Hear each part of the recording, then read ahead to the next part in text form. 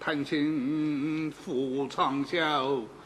其实别人都听不到，诸位听到了。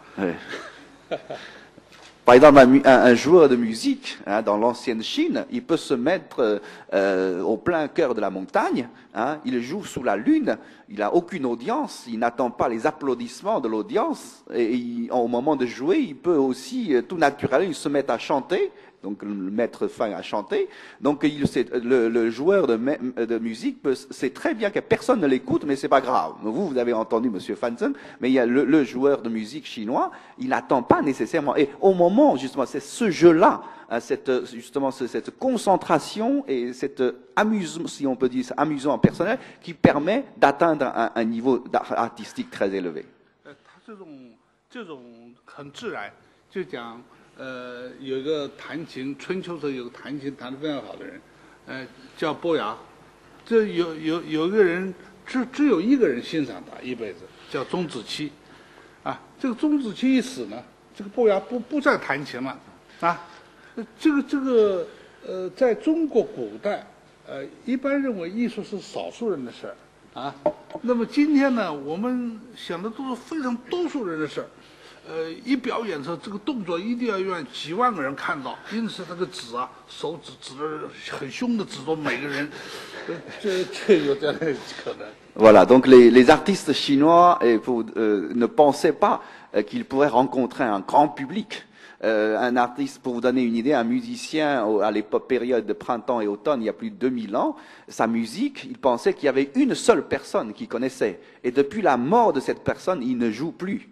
Vous voyez, aujourd'hui, on vit dans une autre époque parce qu'on attend des salles de 10 000 personnes. On essaie de faire des gestes les plus extraordinaires possibles pour que le type qui est au dernier rang puisse l'apercevoir. Et l'artiste chinois, il est beaucoup plus à l'accueil, au recueil et au recueillement de soi-même. Monsieur avait demandé la parole. Monsieur, madame, monsieur. 范大师，看了你的话和听了你的上了你的课，还有你唱了一首歌，我心里有一种感觉，有一个问题，就是有关于艺术历史上的定位的问题。就是说，大师，你今天是否有一种感觉，你的艺术风格，你走的这条路是否已经走到了尽头？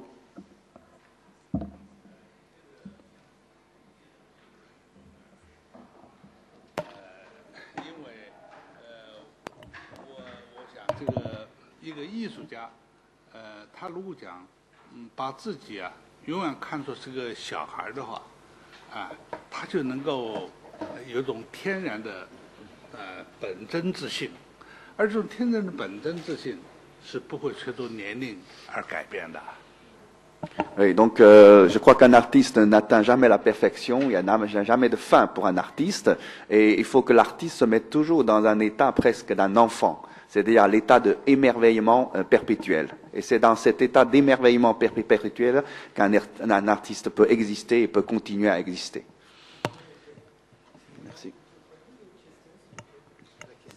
La question. Alors tout à l'heure, la question, c'était justement parce que vous avez déjà atteint un niveau parfait.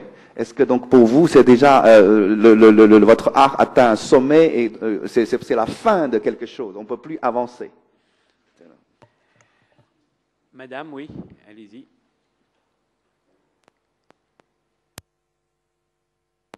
Bonjour, moi je suis journaliste et ça m'intéresse beaucoup la signification des couleurs dans la calligraphie. Y a-t-il intensité ou de la couleur ou de nuance, une signification et laquelle? Et comment c'est choisi? Parce que c'est difficile à apprendre. D'abord. Allez-y.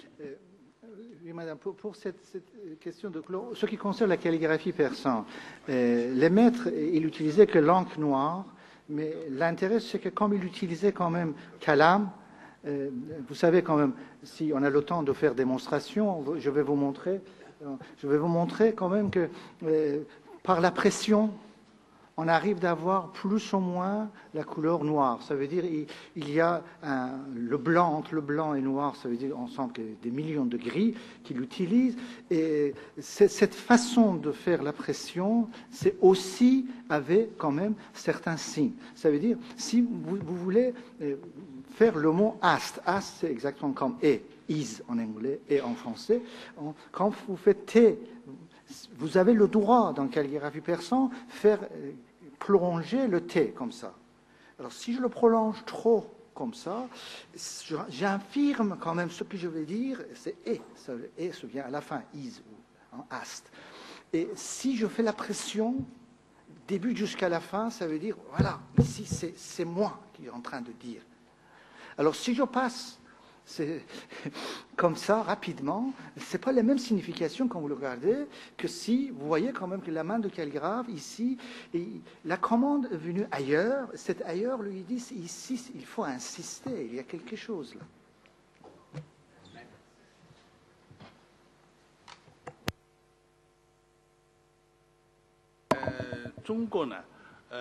一般不用颜色写字，中国只有一种颜色，就是黑。可是中国有句话叫墨分五色，这个所有的颜色都包含在墨里面，都包含在墨里面，都包含在这个黑里面。你们要知道，从光学上来看，一个颜色，旋转的非常快的一个颜色盘会变成一个没有颜色，而这个颜色众多的宇宙，最后归集也许是个黑洞，所以这个中国人对黑和白是特别的敏感。En fait, en Chine, pour y faire la calligraphie, on n'utilise, si on peut dire, qu'une couleur, c'est le noir. On n'utilise pas des différentes couleurs, rouge, jaune, etc.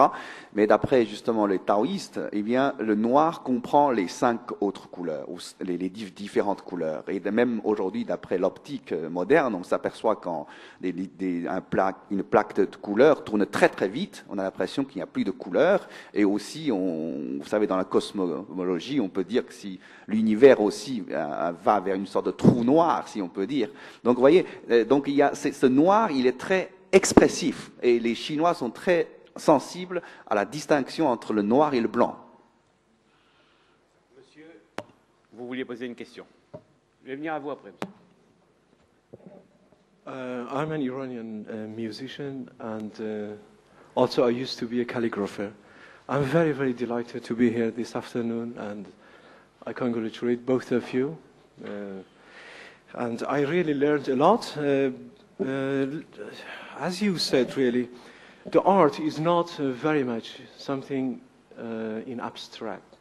It's not. There is something which is related to the reality of the life, you know. Suppose when we compose music, it is some feeling which comes from within, but which is a reflection from outside as well. You know, it's an interconnection between my feelings, which is coming from deeply from my heart, and something which I'm heavily influenced by the environment that I live. Suppose when I read the poetry of Hafiz or Saadi, the one that you had very beautifully written.